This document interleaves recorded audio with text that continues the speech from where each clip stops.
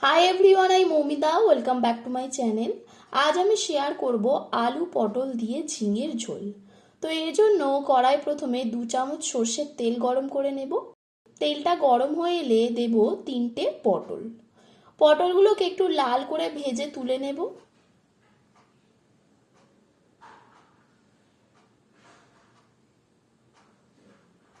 এরপর ওই একই তেলে দিচ্ছি হাফ চা চামচ জিরে, 2টো কাঁচা লঙ্কা আর অর্ধেক তেজপাতা। এগুলোকে কয়েক সেকেন্ড ভেজে নিয়ে দেব একটা আলু।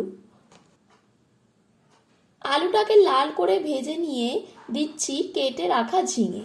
আমি এখানে 2টো ঝিঙে নিয়েছি।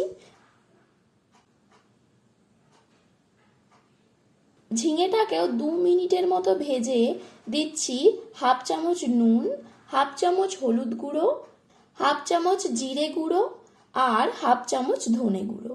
এবার সামান্য একটু জল দিয়ে মশলাটাকে মিশিয়ে নেব।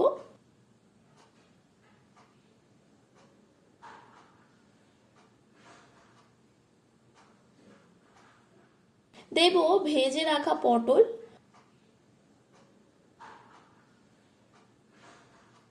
পটলটাকেও মিশিয়ে নেব।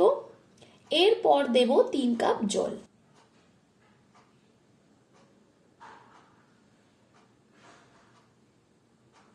এবার জলটা ফুটে এলে ঢাকা দিয়ে লো হিটে সবজিগুলোকে ভালো করে সিদ্ধ করে নেব।